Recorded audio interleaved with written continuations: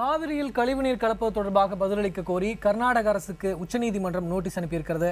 இது பற்றிய விரிவான தகவல்களை தருகிறார் நம்முடைய செய்தியாளர் மனோஜ் பிரபாகர்.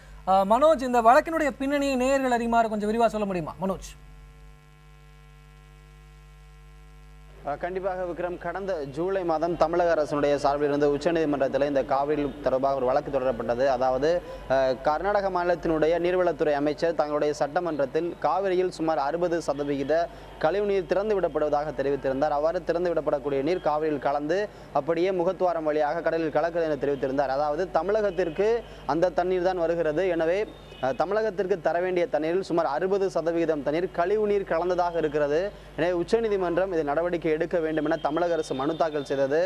பல மாதங்களுக்கு பிறகு அந்த வழக்கு இன்றைக்கு கர்நாடக அரசுக்கு நோட்டீஸ் அனுப்பப்பட்டிருக்கிறது. சுமார் 8 வாரங்களுக்குள் கர்நாடக அரசு பதில் மனுவை தாக்கல் செய்யுமாறு தெரிவிக்கப்பட்டிருக்கிறது. குறிப்பாக தமிழகம் குடிநீர் தேவைக்காகவும் பாசன தேவைக்காகவும் முழுக்க கர்நாடகத்தினுடைய இந்த காவிரி நீரை சார்ந்திருக்கிறது.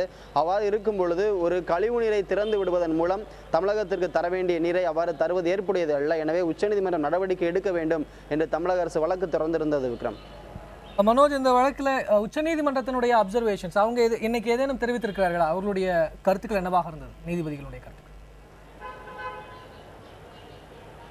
கண்டிப்பாக விக்ரம், அதாவது வழக்கு தற்பொழுதுதான் முதல் முறையாக விசாரணைக்கு வந்திருக்கிறது. எனவே கர்நாடக அரசினுடைய கருத்து என்ன என்பதை உச்சநீதிமன்றம் கேட்டு தெரிந்து கொள்ள வேண்டிய அவசியம் இருக்கிறது. அதனுடைய அடிப்படையிலேயே இன்றைக்கு உச்சநீதிமன்றமானது கர்நாடக அரசு பதிலளிக்க 8 வார கால அவகாசம் கொடுத்து நோட்டீஸ் அனுப்பியிருக்கிறது. கர்நாடக அரசு பதிலளித்ததற்கு பிறகு கண்டிப்பாக உச்சநீதிமன்றம் இதில் விரிவான விசாரணைகளை மேற்கொள்ளும்.